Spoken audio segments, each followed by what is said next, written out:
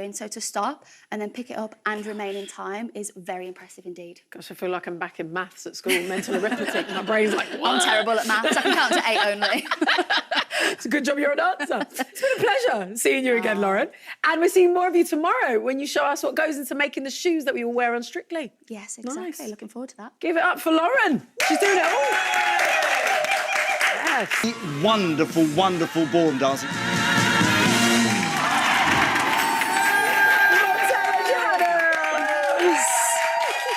I mean, a beautiful performance to open the show. But you said afterwards on the Strictly Instagram that it was a frightening experience for you. Why? Just a little bit, it was. You know, opening the show, especially movie week, it's an iconic week.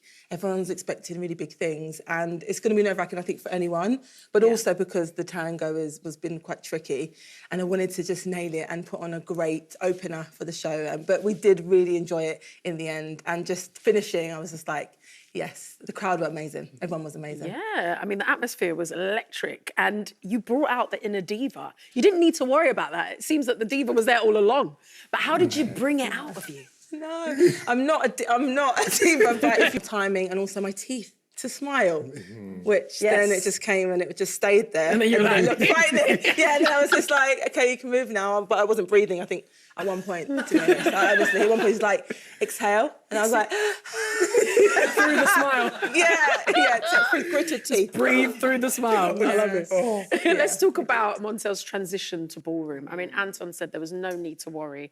How comfortable do you think the transition's been for Montell? It's not, it hasn't been comfortable. I can say that again. You know, and I understand, like, you know, and I need to check myself because I need to be reminded that this woman is an athlete, you know?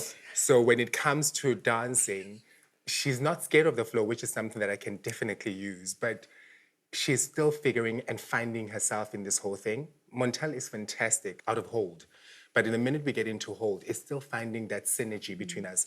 So we're working very hard. And like I said, I taught her how to do samba walks and open her hips and do toe flat. And then the following week I said, change everything. That happens on Strictly. Samba walks were all over that tango on Monday, all over them. I was like nailing it. And he was like, okay, forget that.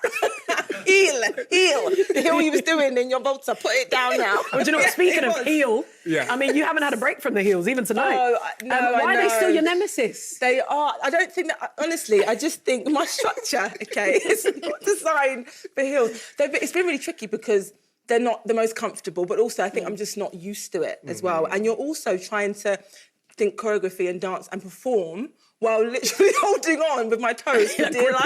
Gripping on. And usually I have really grippy shoes, you know, trainers. I live in them. And I have done for 30 years, like, consistently. So it's just finding a balance on these size 10 boots that I've got on my feet, the tiniest ankles you've ever seen in your life. So I literally feel like I'm just wobbling around all the time. But what I'm learning, I'm getting better. And you're getting stronger, babe. Yes, and I'm wearing them often. Exactly, I'm impressed tonight. You've got a heel on. Don't zoom in. Let's not do that. We're all for exclusive. Let's not zoom in. I can reveal that your next dance, now Jojo, the glitz of the Dreamgirls is gone. I know. Where's the Viennese waltz going to take us? Listen, she's back in my arms and that's what matters. Do you know what I mean? I think that is what we need to improve more and that's what we're working on. Because every day I see the improvement, even though she doesn't see it, I know that something is happening. And today we tried.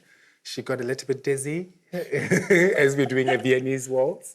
But I'm hoping that by the end of the week, we achieve exactly what we know we can. Because what's the setting for this one? What's the setting for this What one? can you reveal? Well, waiting on a man, of course.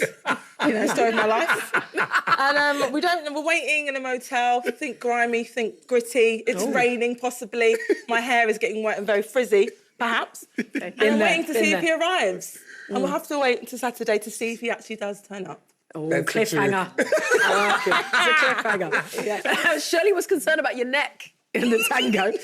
She'll want perfect head placement for this one. Okay, so will it be this week's tricky little minx, your neck? I mean, my head is very heavy. It's the heaviest part of anyone's body, but it's usually this way, and it's constantly now has to be this way, which apparently my poor little neck doesn't do it the best. And also thinking about the steps, I think it's just getting fuller and fuller with information. Yeah. So it just feels really heavy. Yeah. But I'm working on my frame and my core as well, and I'm trying to transfer it from being in sprinting and bobsleigh. The rotary part of it as well will help me get my head in a better position. But we're taking on all the feedback. You're transferring and the working skills. very hard at leaning away from him, actually. Because Get away. He always says, I smell, get away from me. Because I'm like this. And then I'm like, okay. Because we all know he has like 3 showers a day. Right. That's a lie. Does he not like he smells like roses? Lies. Well, do you know what? I hope your Viennese waltz allows you to reach dizzy heights. It's Montel and Johannes. Thank you.